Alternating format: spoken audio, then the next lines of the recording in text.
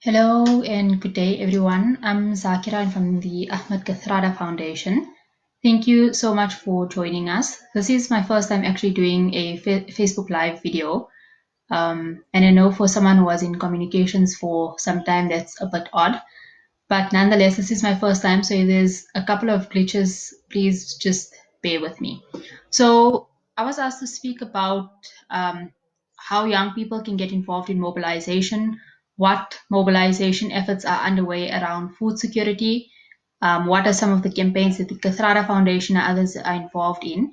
So I thought I may start with an initiative that we're involved in called Gauteng Together, and I'm going to share my screen. I just figured out that there is a way to actually do this.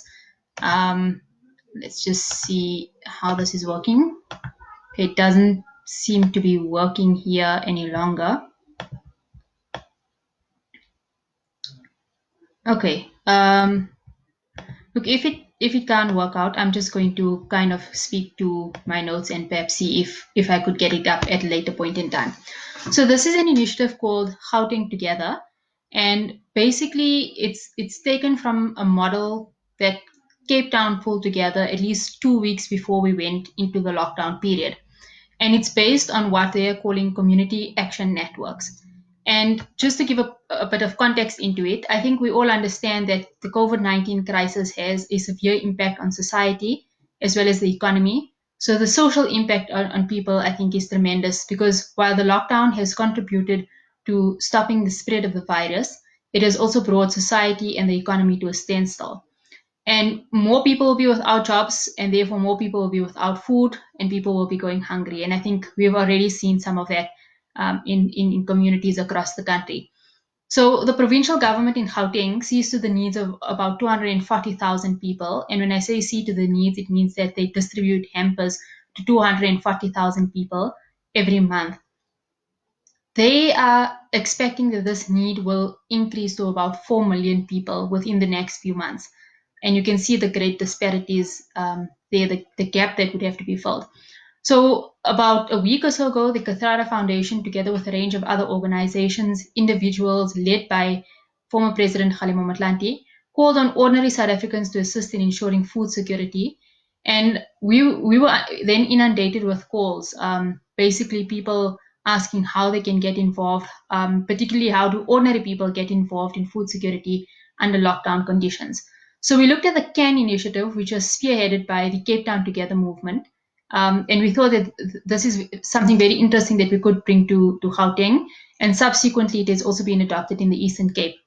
And the idea behind the CAN initiative, which stands for Community Action Network Initiative, is that it doesn't replace existing work, but complements it by encouraging residents to link up with other structures that are already established.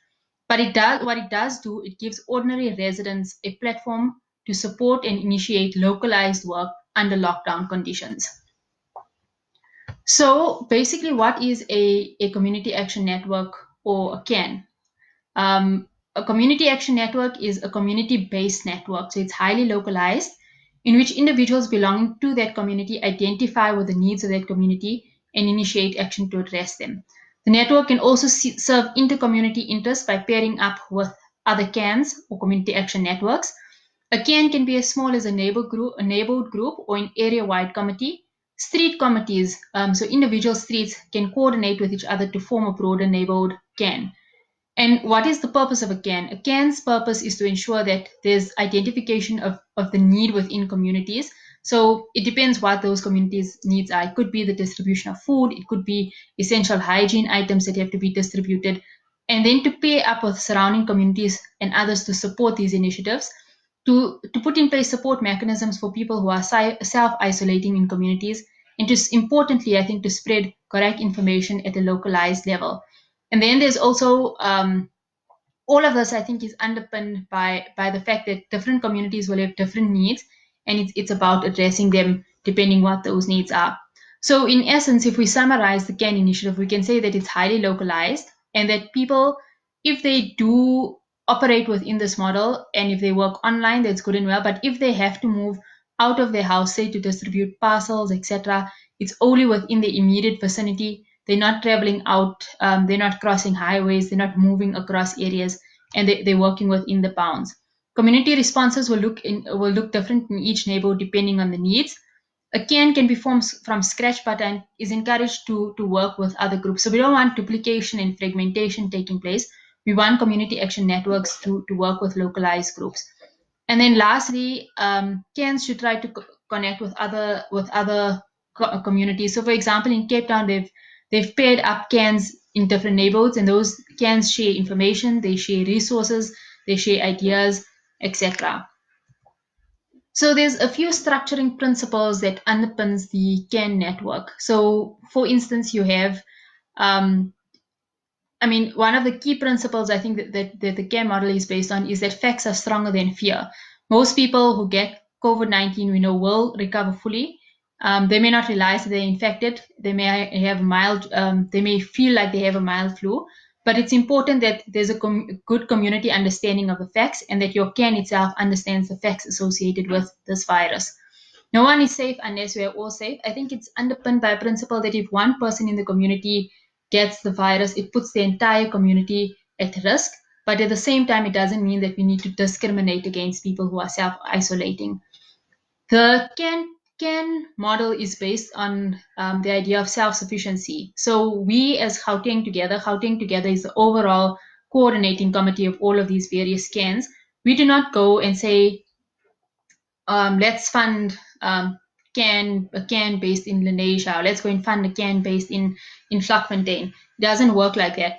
We want cans to see within their communities how they can tap into existing resources, how they can draw on the support, for example, of local business retailers. And in the event that there is a need and they're unable to do so, then we can look at pairing them up with neighboring cans who may have additional resources to share. And it's the idea of social solidarity. So I think very importantly with the CAN initiative, we are placing the element of social solidarity above that of charity. So we know it's good and well to go and deliver parcels and to ensure that people have essential items at their homes. But more than that, it's about creating a community-based network. It's about expressing solidarity to people who may be self-isolating. It's about ensuring that you share emotional support. It's about ensuring that you share lessons learned from your CAN with other CANs. So it's basically an activist-based model that brings to light needs within communities. And it's a community-driven needs initiative. So it's not other people coming into your community and saying, oh, this is the need. It's within your own community. Your community determines what the needs are and then takes it forward from there and tries to champion those needs. There are a few strategies that underpin how a CAN works. So it's basically, I think, at its simplest point, a CAN is not a talk shop. We don't want CANs to be gathering or everybody goes online and then all of a sudden there's a big discussion about the problems in the country, etc. It's not about that. It's about picking one or two things in your community that you think can be addressed, and based on whatever resources and whatever capacity you have, you get it done. And it's about being collaborative. So we know already, for example, in Lenasia, in the place where I live, there's Sabri Chiste doing work, there's a CPF doing work. The Lenasia CAN, which was established yesterday, didn't just decide to jump into the community and say, okay, we are now in charge and this is what we're going to do and we're distributing to everyone. That wasn't the case. A long time of engagement with people, phoning up who is the disaster management committee, who are the business leaders, who are the community leaders. All of them were brought and said, look, this is the initiative that we're trying to do. Can we coordinate? Can we work with you people? Can we see that work is not being duplicated? For example, if we go and distribute in area A food parcels, for instance, you haven't done that work already. And I think that Pusi, who's part of the foundation's team as well, has done an excellent job in coordinating and bringing together people within the community. CANs are meant to be based on a highly safe model of working. So there's specifics around everything from the way you package parcels to the way you distribute those parcels to how you interact with people.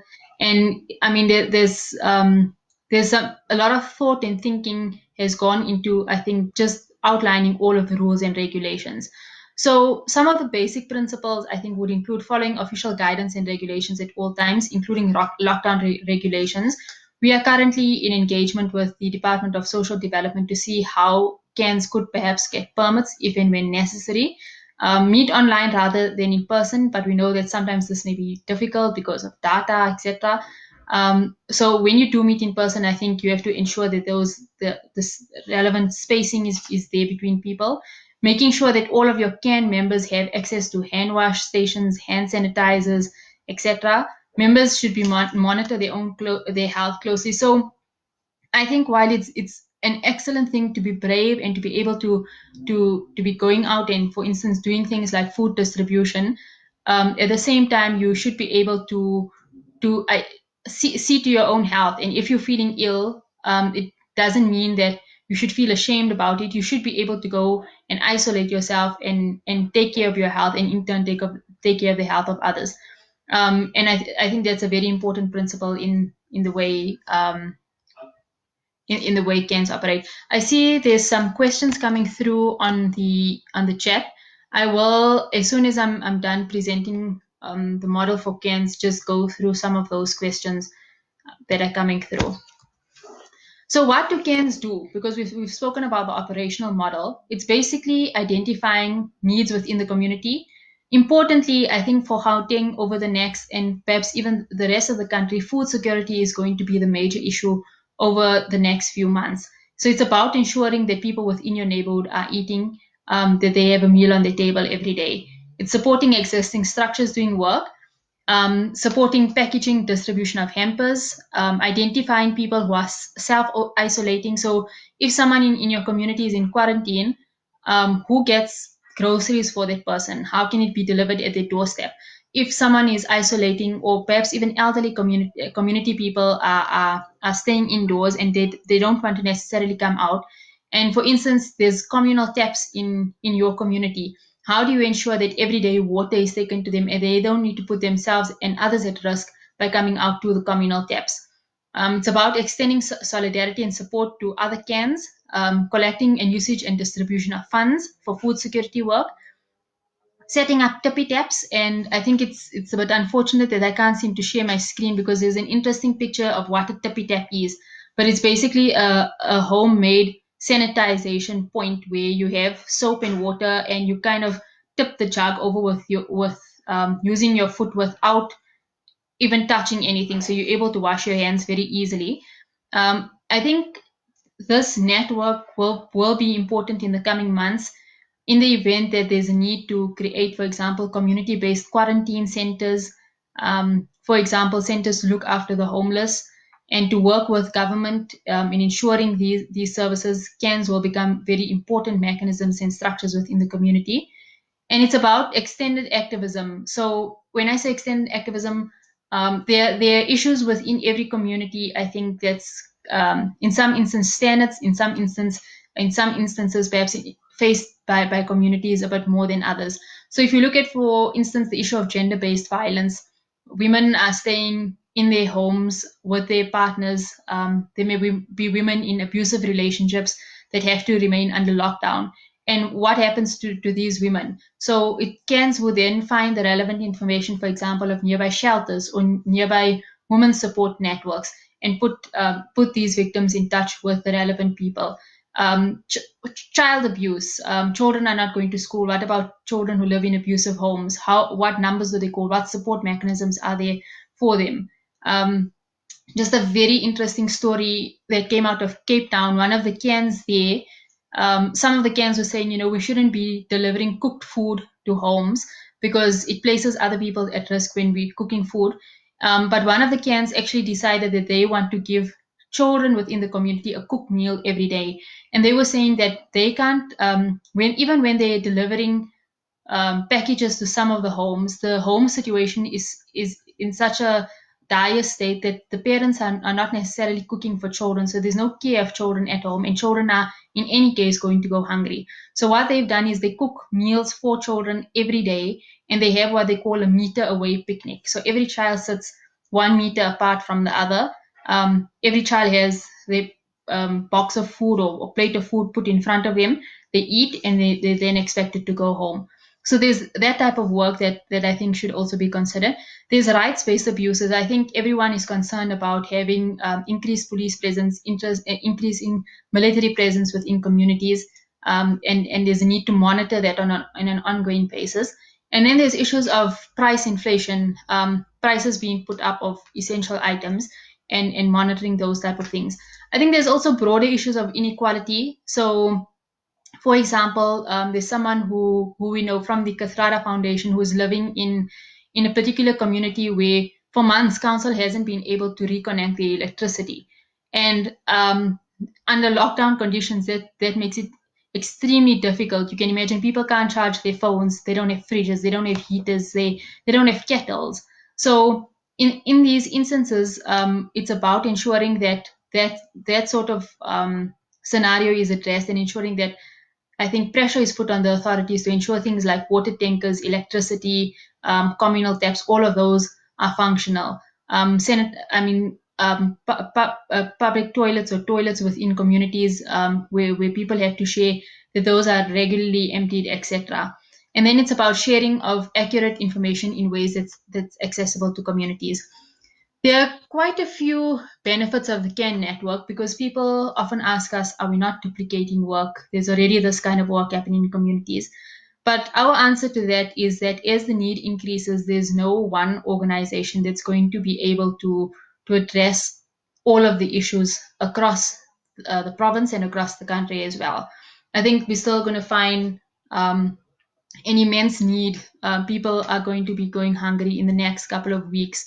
And I think you have different categories of people. You have, for instance, people who may be receiving their SASA grant, and then you have others who were working and not perhaps receiving a grant and are now out of jobs because of the lockdown, because of the economic situation, that don't have any income, not even a grant coming in. So I think we're going to be seeing an increasing need, and the more initiatives that are underway, I think the better it is for society, so long as there's some sort of system in the way these initiatives are carried out.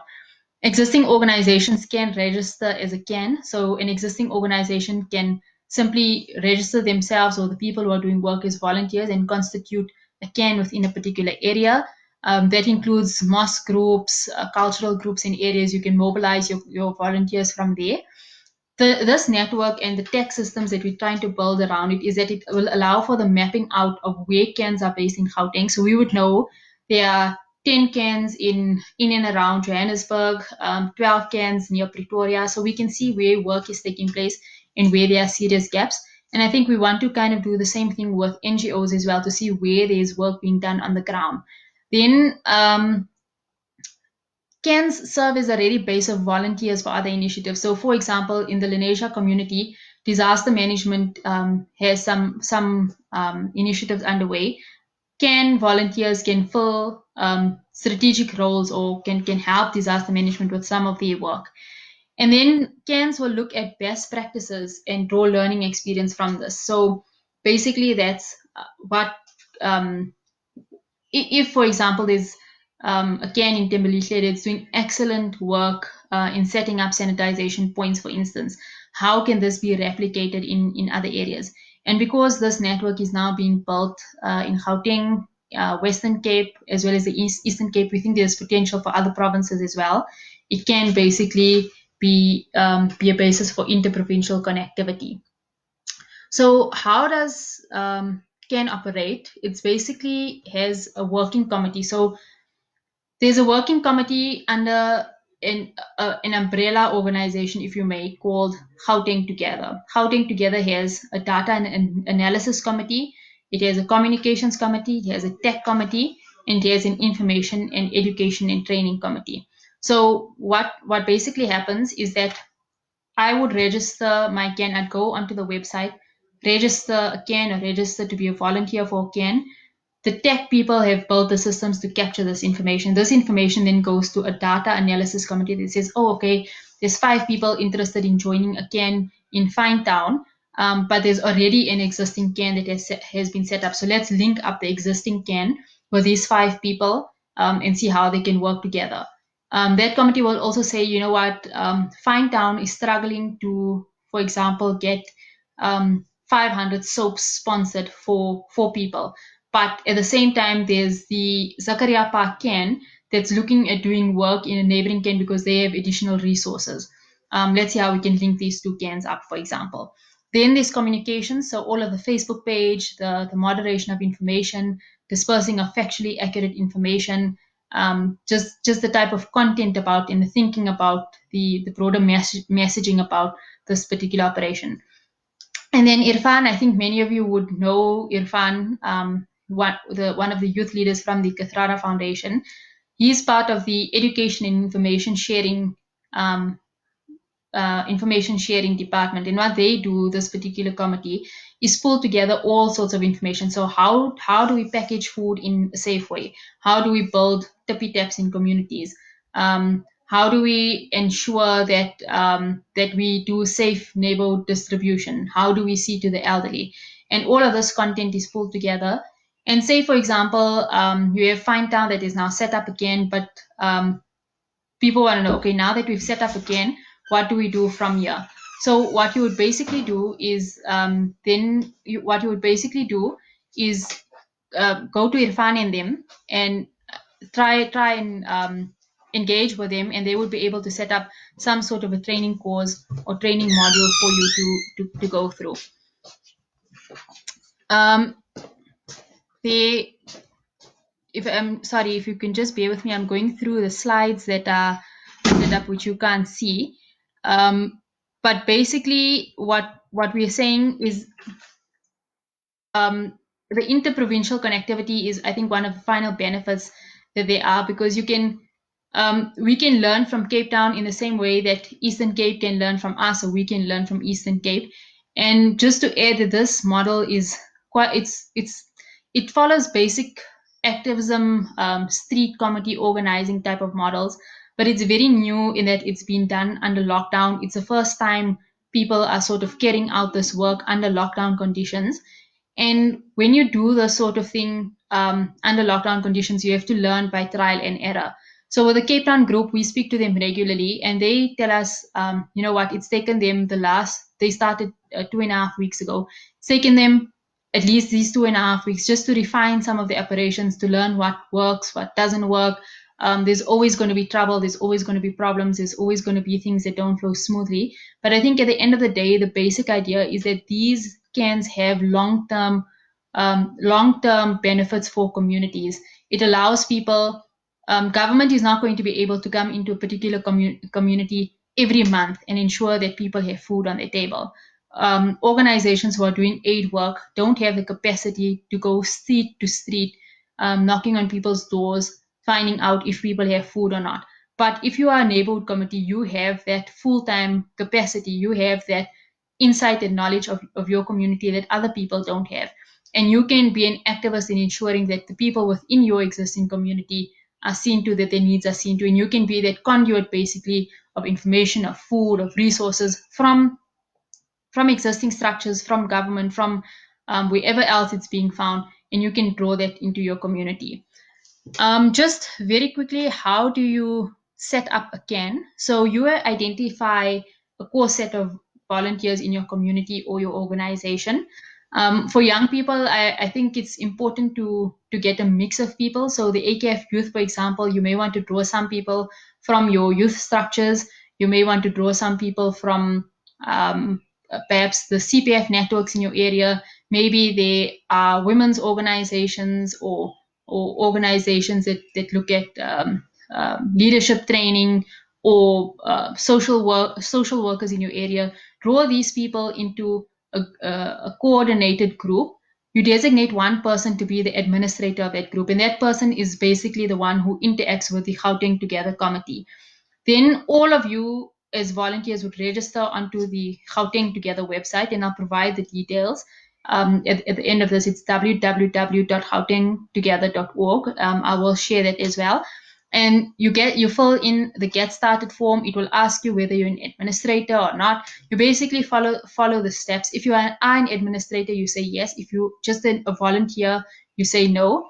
You will then be contacted by our team, the Gauteng Together team. So if you volunteer as an administrator, you're going to be sent what we call a starter pack. A starter pack will tell you basically how to start up CAN, what's the next steps to do, etc. If you register just as a volunteer, we're going to link you up with your neighborhood CAN to say, okay, so and so from Lehigh has registered a CAN, but at the same time, there are 5 other people from Lehigh that are interested in joining. Let's link them all up, and they can then establish the CAN in the area. And then I think just for more details, there is a Facebook page. It is called Gauteng Together on Facebook. So do search for it. This initiative, because I think it's important to understand who backs up initiatives, who's involved in it, so you understand the operational, the administrative capacity that's being brought into it. I'm not going to go through all of the organizations because there's 40 of them so far that have endorsed this. But for now, it's the Kathrada Foundation. It's the Angel Network that has helped us tremendously in this, and an organization called Connect. And then there's others. There's the SA Muslim COVID Response Unit. There's the Anglican Church. There's the Methodist Church. There's the Beit Emmanuel Progressive Synagogue. There's refugee organizations. There's organizations that are involved in history work. There's the Tamil Federation, Via Christi Church, Zimbabwe Community in South Africa, the Hindu Mahasabha, and Jamiatul Ulama, and a range of others. There's an entire grouping of business organizations like BLSA, CBE, etc., that are also keen on supporting this initiative. So that, in a nutshell, is basically the CAN initiative. What I've also been asked to do is to speak about some of the other initiatives that are underway, but I'm just going to quickly look through the questions to see if there's any that have come through around the CAN initiative specifically. So Innocent says, I understand that needs to join the charity, but to focus on supporting civil society communities. Can we include education in our planning? Certainly, I think education is a very, very big part of CANs. There's, I think, just having young people and the role that they play in sharing correct information with communities is extremely important. Young people often have more access to technology, to WhatsApp, to information that's coming through. And when you have reliable information that's coming through your systems and you know it's 100% accurate and credible, you can take that to your community. You can conduct training sessions in a safe environment, be it online or in a very spaced out area for volunteers. So education and training is essential. And I think just bringing in the civil society element into that is essential as well. Okay, since you're talking about victims of children or human abuse and the elderly who needs help, is our role to identify those people in our communities. I think as a community activist, it's important to understand the model that we're proposing here, and that's a street organizer model. So in my street, for example, if one person is designated as a street organizer, they are meant to collect all of the WhatsApp contact numbers of people living in the street. So send out a message, for example, on your community group saying, please give me your contact details. Or if you can go in a safe way to people's houses or ask others in the neighborhood, phone up people and say, where do you stay? This house on the street, this house on the street. These are the people who live on my street. That can include the elderly, etc. Once you are, I think, identified as a street leader, perhaps someone in the community will come to you with information that so-and-so is being abused. How do we get help for the person? I think in communities, people tend to know sometimes what's happening in the neighbors' houses. They can maybe hear the screaming. They can hear the chaos happening.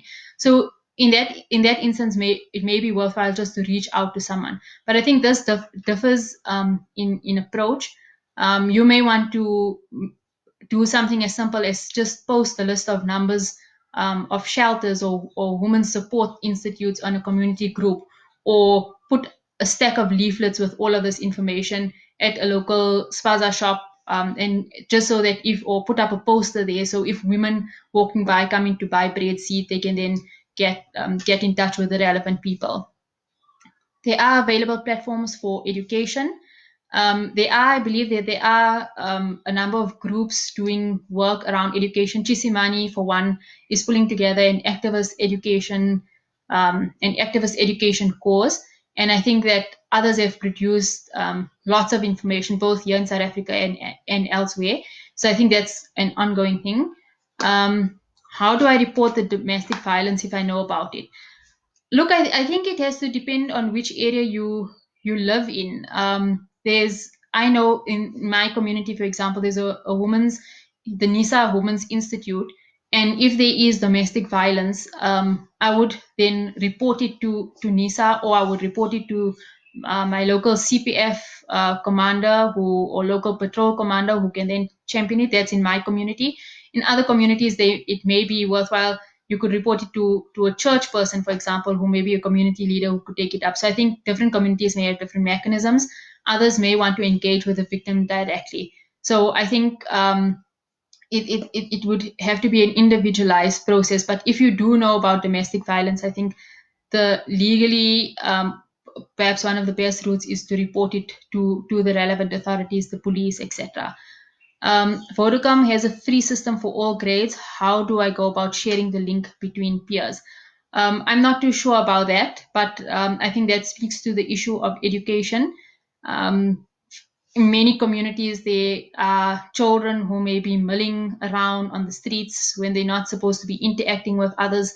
There may be children whose parents are gone to work, who are at home the whole day doing absolutely nothing. So importantly for CANs, I think in communities where there is this need, is to share the relevant information. For example, TV school that's taking place, or ensuring that their children are kept occupied, maybe homework manuals that are developed and given out.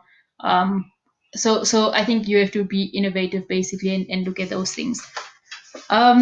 So Irfan asked me to speak about a few things.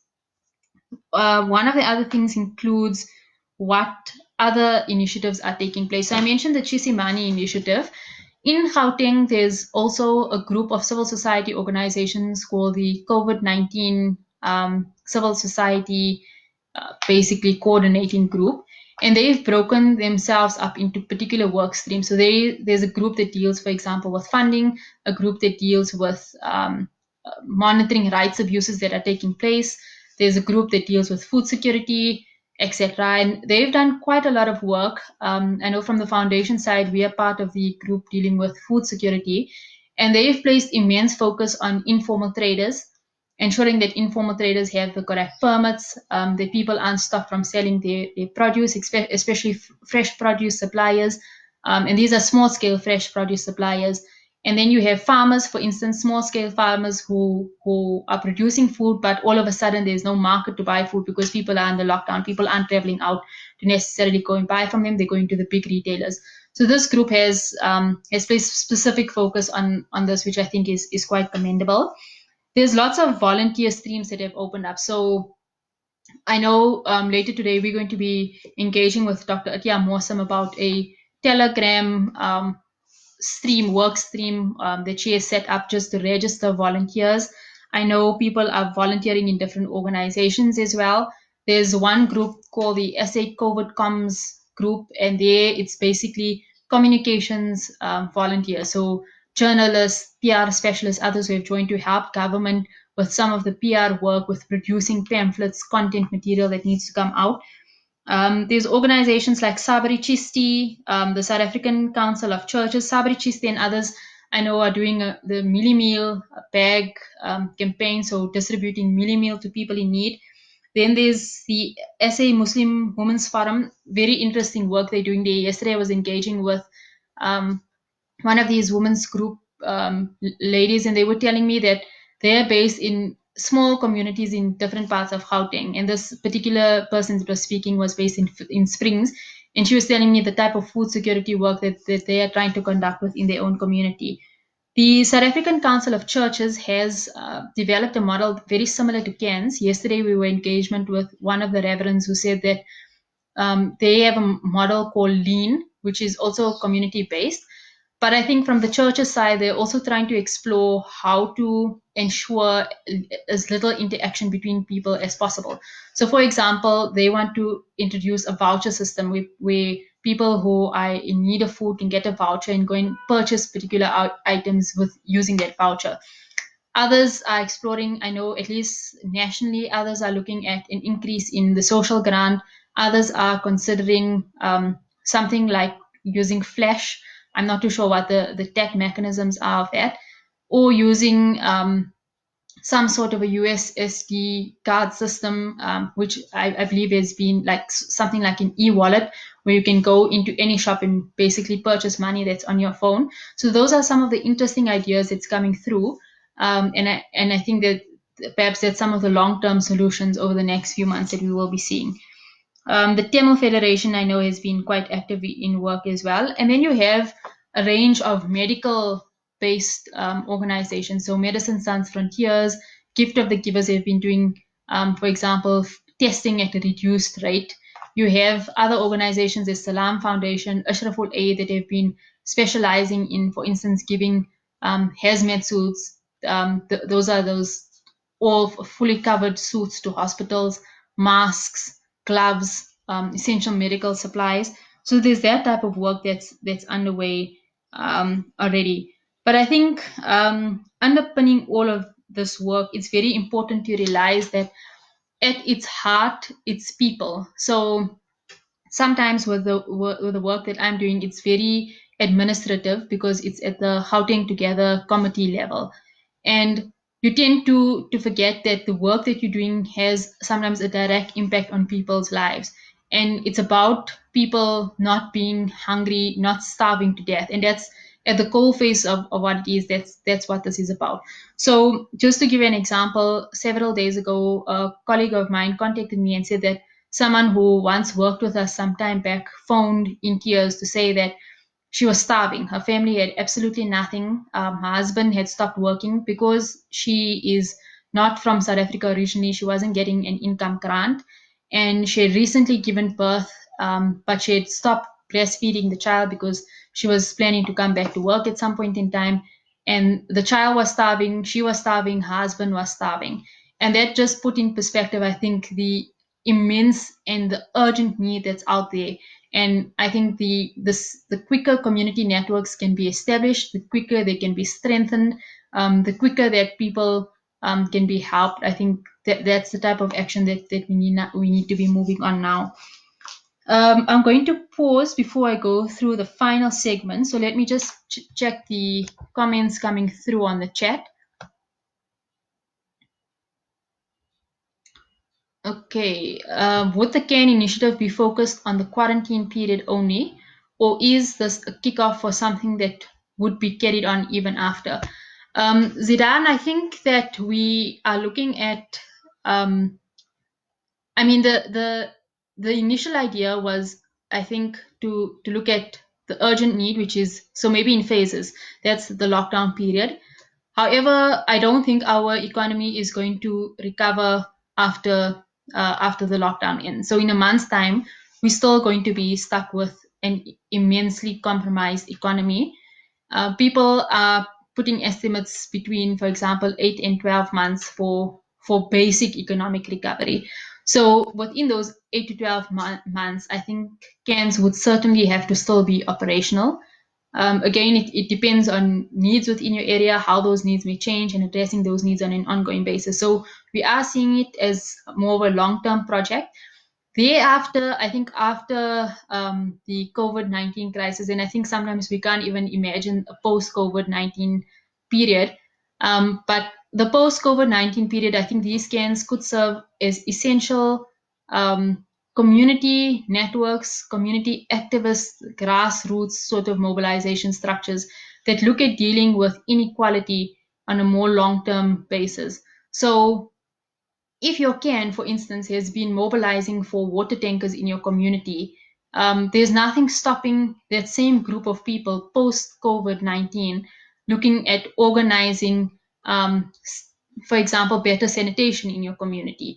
Or if a CAN is monitoring human rights abuses or gender based violence in the community, there's no reason why they should stop post COVID 19. Those structures have the potential to work towards in greater equality in addressing some of the severe gaps, I think, equality gaps in our societies. Let's just see more questions coming through. So Bali, how often does the CAN initiative operate in a year, and does it operate on the same day in every area township? Bali, I think we're just in the formation stages of CANs. So CANs are meant to self-initiate, meaning that in a particular area, someone is meant to register and say, I want to start a CAN in Lolly, for example. It's registered, volunteers join in. That CAN makes the decision how it operates. So if that CAN wants to distribute parcels every Wednesday, it's entirely their decision. If the CAN wants to do a once a month feeding scheme, soup kitchen, that is up to that CAN. I don't think we've come to a year as yet. We are only operational for a week. In fact, we only formally launched here in Gauteng yesterday. So I think we would have to see how it goes and how individual CANs take that up.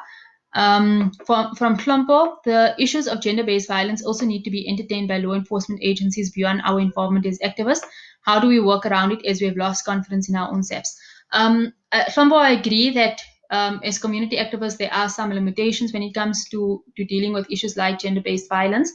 However, and I think now, especially because the police and police force and other law enforcement agencies, I think are under severe strain dealing with not only the existing issues, which we know are tremendous, but the additional strain of dealing with issues emerging during the lockdown period. So I think there it's important to ensure that perhaps CPF structures may be stronger in your community. There may be women's groups, I think, which are critical and essential to this. So just looking out for those gender-based violence groups within your own community who can assist. So especially women's shelters and others. In terms of the police itself, I think your job as an activist is to ensure that that matter is taken up. So if someone goes to a police station and registers a gender-based violence case and the police refuse to take it down, your job as an activist is to ensure that there's noise made about that. You put it on social media. So and so is going to register a case of rape. No one has entertained it. No one has taken it down. What's being done? Your job is to phone then your counselor to say, hey, can you help us with this case? Or to phone maybe women's activists in your area and say, we need to go in demand or somehow put pressure on the SAPS. So you have to think of interesting methodologies to try and champion particular causes.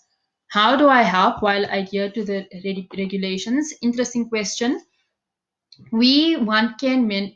You can volunteer to be a CAN. You can register to set up a CAN. That's how you can help.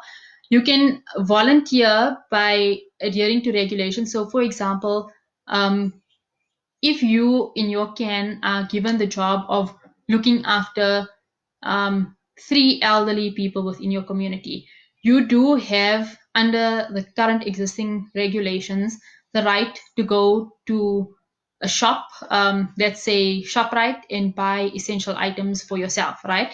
So you go to ShopRite and you buy 1 pack of rice, 1 bag of mini meal. There's nothing stopping you from going to your elderly neighbor and saying, look, I don't want you going to ShopRite because it's dangerous, you're old, etc. Give me your money or let me buy it and you can pay me later. Go and buy for the elderly person. Come back home, ensure that everything is sanitized, the packets are sanitized with chicken water, for example, and leaving it outside on your elderly neighbor's stoop.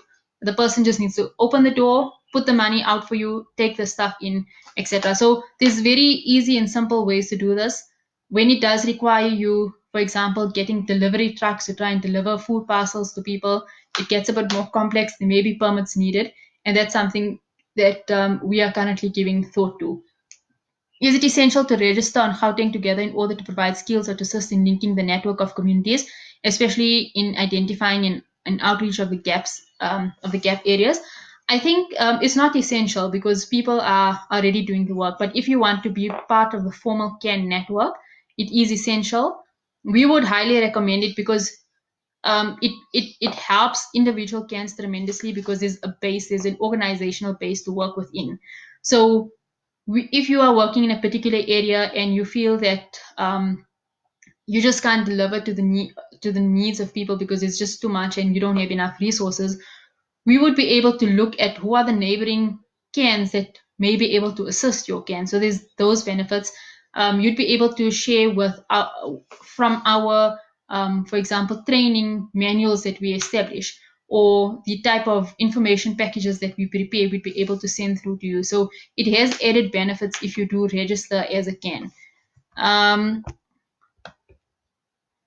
I think to cook a meal for the children every day is a good idea. That's entirely up to your community in Nkosi. And CANs have the prerogative to do that so long as it follows all of the relevant regulations. And I think those are things that we can share as time goes by. I try to help people in my community register for government food parcels as I don't have the power to provide for the needy too. Ntabi, I think that's an excellent initiative. However, we are getting insight from government that they are coming under real pressure every day. And I know someone who tried calling the government line for food parcels and was put on hold for a long, long time. There's a lot of backlog from my understanding. I'm not too sure if they've managed to sort some of those things out now. But I mean, those are things, that's precisely what community activism is about. It's about putting people in touch with the right groups, with the right initiatives that are taking place. So even if it's not government, there may be, for example, an NGO in your area that's doing similar work. It's about giving people those resources to access resources for themselves. What do we do with our brothers and sisters who are not South Africans but living in communities, since most of the food parcels are strictly for citizens? James, I agree with you fully. This is an extremely worrying factor. I know of instances where people are going to collect food parcels and have been asked to produce IDs, and if you don't have an ID, you don't get food. I think that's of serious concern, and this is where we see these CAN initiatives helping, because CANs would be able to identify is your neighbors. You know your neighbors who are not getting a grant, or who may not be of South African origin, who don't necessarily have an ID, and you could maybe see if their situation, they're in real distress and need. You are then, as a CAN, aware of that situation, and you then try and mobilize resources for perhaps that specific group of people, or include those people in your mobilization efforts for food. Okay, I'm going to go to the next and I think final segment, which is the role of young people in all of this. So I think the COVID-19 crisis puts young people squarely in the face of activism. I think just with the climate crisis, for instance, right, we saw how young people became the face of the climate crisis campaign, because young people were telling older people, you guys are destroying the world. You are polluting every day, but at the end of the day, this is the world we are going to inherit from you.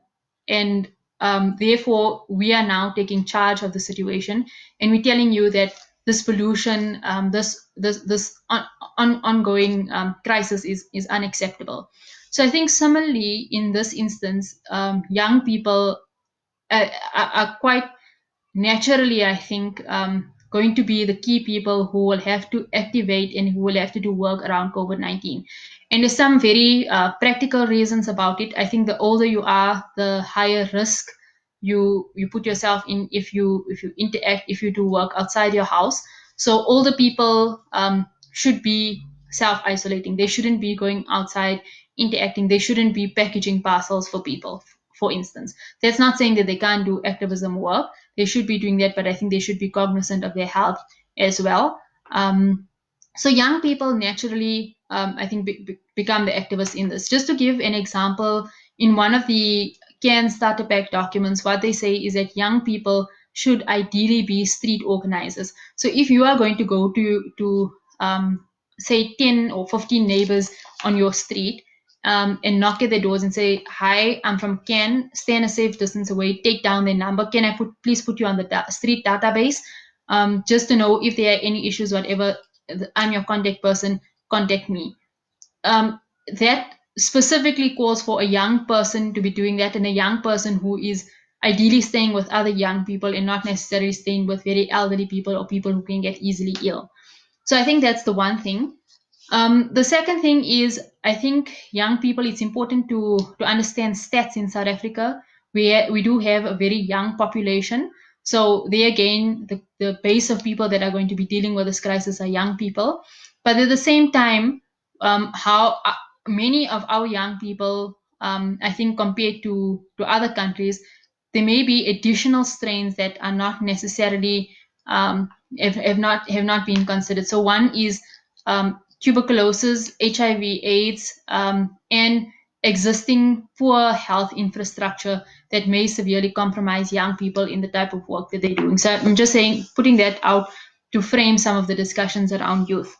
However, I think that young people have a very important role to play irrespective of that. That's the general context. I was reading an article earlier that spoke about very simple things that young people can be doing.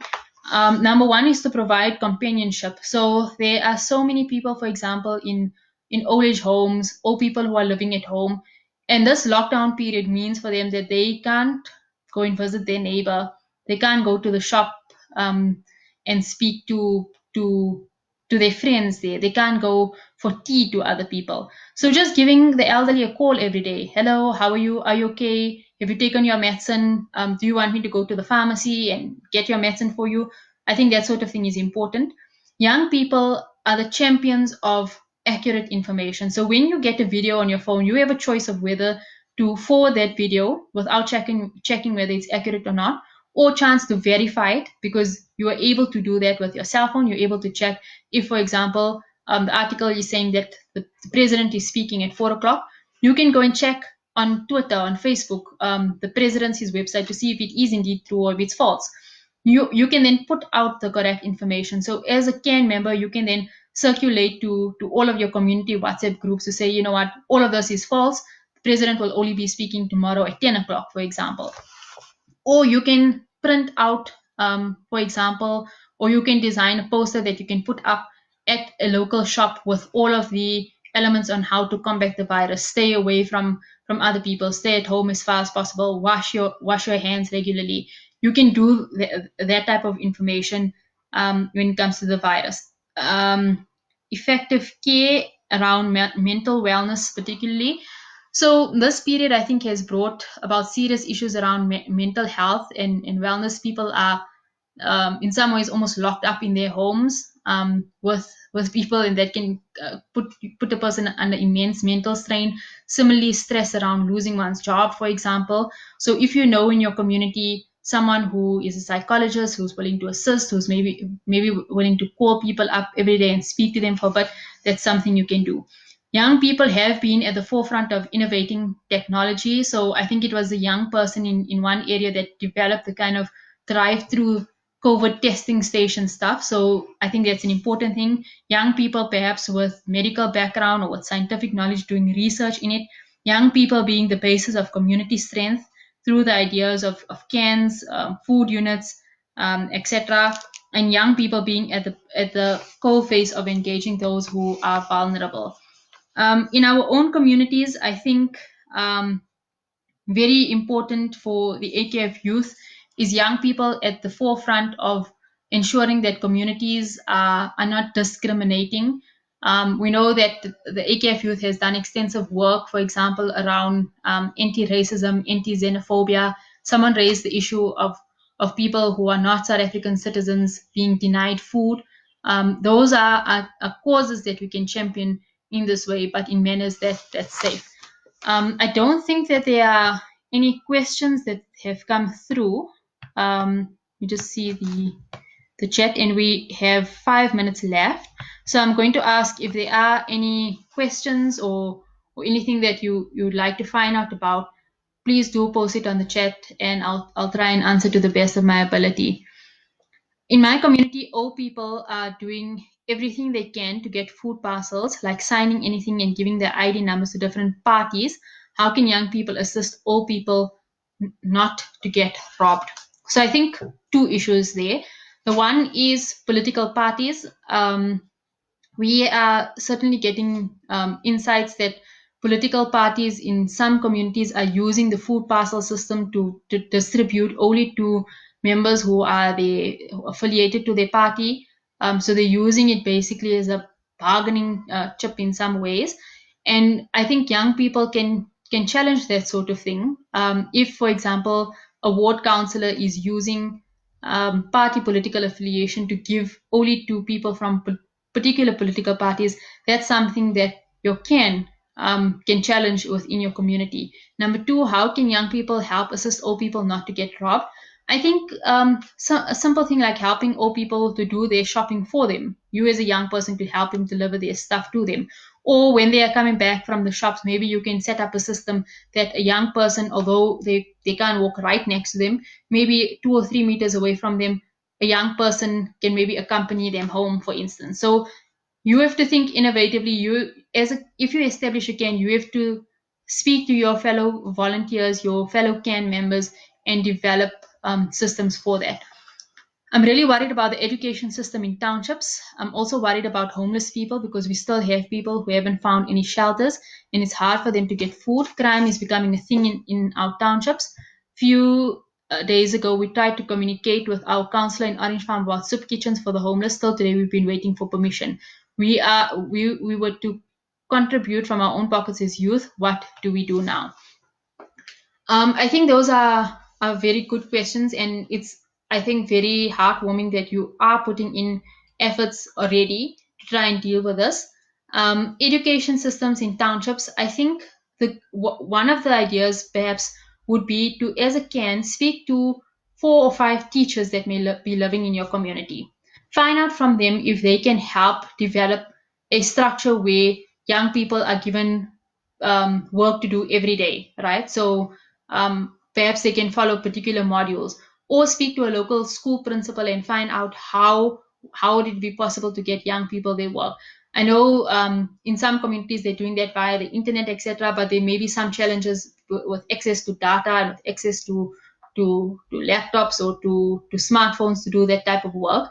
So look at other ways in your community. There can maybe be a worksheet a day that children are meant to fill in at particular grades. So consider all of the options there. Crime is becoming a thing. Few days ago, okay, so your counselor is not going to necessarily be the one to start a soup kitchen or to give you permission, right? There's different methods to apply to social development for permission. If you are unable to do that within your general locality, surely there should be someone who has a kitchen, whose house kitchen you can use to prepare meals, for example, as volunteers. Or maybe every second house can decide they're going to prepare particular meals within a sanitary environment and they're going to take it to the homeless, for instance. Or you can go to maybe your local ShopRite store or your Spaza shop and say, look, ask people for every loaf of bread that they buy, can they put aside 50 cents that we can use to to pull together something? Maybe one meal you can generate using all of the cents that's gathered from the community, or you can ask the shopkeeper for every 50 cents that's put down by a resident, you put in 1 rand to help support this initiative. You can go to maybe Spa or ShopRite and say, we from this community, we support your shop every day. Please give us 20 hampers for people in our area. When it comes to the homeless, I would strongly advise speaking to your local disaster management committee. There should be sites identified for people who are homeless, and it's very important to engage with law enforcement. So in our area, we know the command center person who's handling disaster management. See if your ward councillor or others could share those details with you, or perhaps other community activists, and try to get in touch with them. But again, maybe your can will decides that's the one thing that they want to champion, to ensure that homeless people have a place to stay every day. Maybe you can ask a local school if homeless people can use one of the classrooms or 2 of the classrooms for the duration of the lockdown. So those are the things that you can consider. I see Bongani saying political parties. Yes, political parties as well, I think, have been using this. I mean, political parties, I think, play an important role in terms of educating their own constituencies, but at the same time, they can be the negative role where they, use party affiliation to give to particular people only. So just to be aware of that. We've reached the end of the hour, so I'm going to do two quick things. One is just share the information of the website. So it's gautengtogether.org. You can log onto it and learn a bit more about the cans. or you can join the, you can just like the Facebook. I'm just going to see if I can, okay, I don't see it coming up, so I'm just going to type in the chats what you need to be searching for basically. So it's Gauteng Together, that's on Facebook, and then Gauteng, oh, Gauteng Together on Twitter. And I think Irfan may be able to share some of the other contact details with you. If you are interested in setting up again, I think the youth, AKF youth through Dowd and Tabello may also be able to provide a bit more information on some of your WhatsApp groups or whichever other platforms that you use to communicate. They'd be able to share a bit more information on how to get in touch with us. I see a last question. When we do sign up for the CAN initiative, does it serve as a permit during this lockdown period? No, it doesn't serve as a permit. You have to still apply for a permit. We are trying to determine from social development at this point in time how that will work. Once a CAN is established, how do they go about um, applying for a permit. I think that's it. I'd like to thank you all for very interesting questions that I think prompt us at Gauteng Together to think more carefully around some issues, to provide better guidance to people and better insights perhaps. And just to say thank you for joining this chat. Please stay safe. And remember that as young people, you are at the forefront of tackling the impact of COVID-19. I think the social impact, and as activists, because many of you are already part of activist structures through the AKF Youth, etc. There's still a way to be an activist even during lockdown. So thank you very much for your time, and thank you to the AKF Youth for organizing this.